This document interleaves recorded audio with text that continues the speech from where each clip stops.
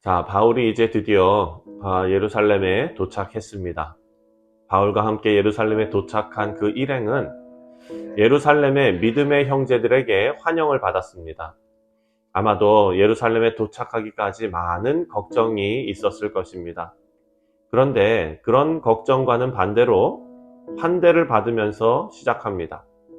그리고 다음 날 야고보 장로와 만나게 됩니다. 야고보 장로를 만난 바울은요, 지금까지 성령 하나님께서 하신 일들, 다시 말해서 복음 전파 사역을 통해서 성령 하나님께서 이방인들 가운데에서도 구원의 역사를 이루셨다라는 것을 보고합니다. 선교 보고죠. 이 보고를 들은 사람들이 모두 하나님께 영광을 돌립니다.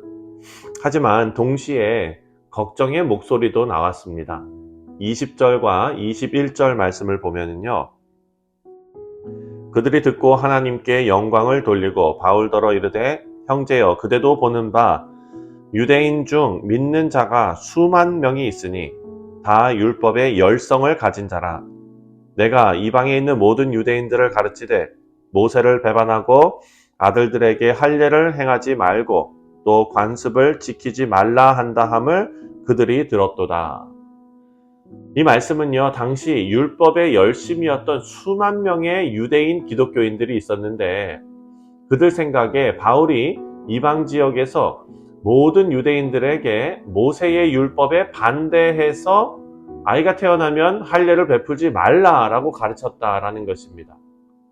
이것은 지금 바울을 공격할 의도로 말하는 것이 아니라 바울이 공격을 당할까봐 염려해서 하는 말입니다. 그래서 이들은 바울을 보호할 아이디어를 내는데요, 바울에게 유대교 정결 예식에 참여하게 하는 것입니다.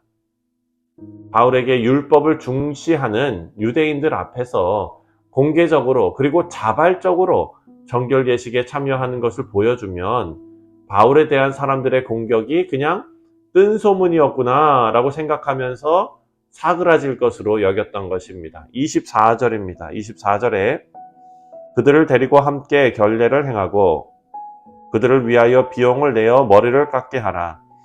그러면 모든 사람이 그대에 대하여 들은 것이 사실이 아니고 그대도 율법을 지켜 행하는 줄로 알 것이라. 자, 이 말씀을 보면서 우리가 다시 한번 알 수 있는 것은요, 교회에 대한 그런 사실을 우리가 알게 될 텐데, 교회 내에서 오해와 갈등은 얼마든지 일어날 수 있는 사실이다라는 것을 우리가 알 수 있습니다. 이 문제는요, 사실 유대인 성도들이 사도 바울에 대해서 어떤 편견이나 오해를 가지고 있었기 때문에 발생한 문제입니다. 유대인들이 가지고 있던 이방인에 대한 편견, 그리고 그 선입견으로 말미암아서 사도 바울의 사역에 대해 오해하게 됐습니다. 사도 바울이 활동할 당시는요, 구약의 율법 시대에서 이제 신약의 복음 시대로 변해가는 과도기에 있었기 때문에 그 당시는 지금 우리가 가지고 있는 이 구약의 율법과 신약의 복음이 올바르게 정립되지 못한 상황이었습니다. 그래서 교회 안에 여러 가지 문제들이 생겨났을 때입니다. 교회는요, 구원받은 사람들의 모임입니다. 하지만 그렇다고 해서 그 공동체가 완전한 공동체일 수는 없습니다.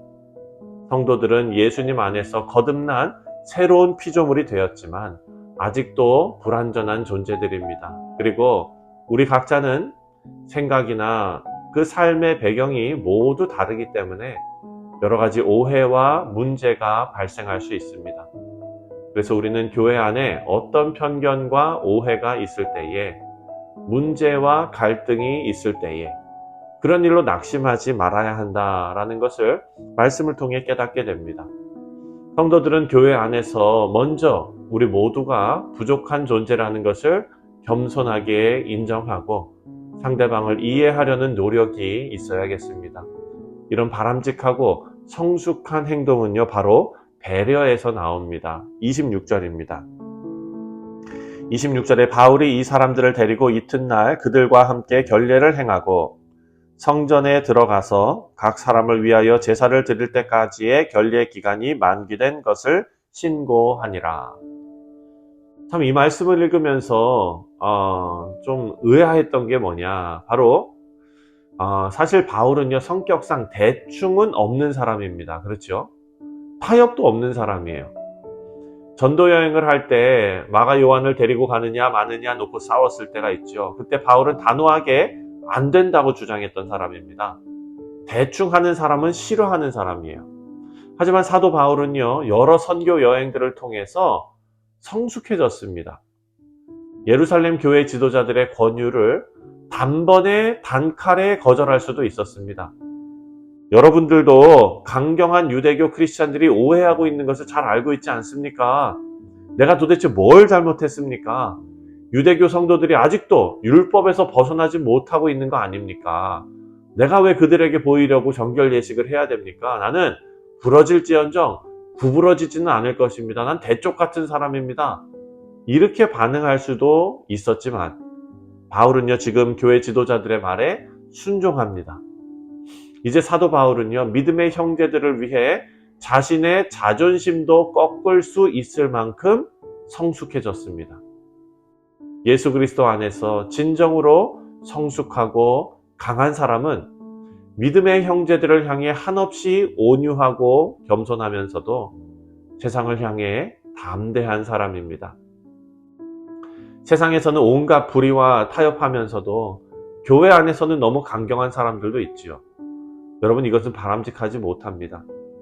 세상에서 비굴하고 교회에서 강한 것, 이런 것이 아니라 세상에서 예수님을 힘입어 담대하게 행동하고 동시에 온유하고 겸손한 성도로서 복음을 위해 충성스러운 일꾼이 되는 것이 우리 모두의 사명일 것입니다. 우리 사랑하는 성도님들, 사도 바울은요 위대한 사역을 담당하면서도 교회의 권위와 질서를 존중하는 겸손한 모습을 갖췄습니다.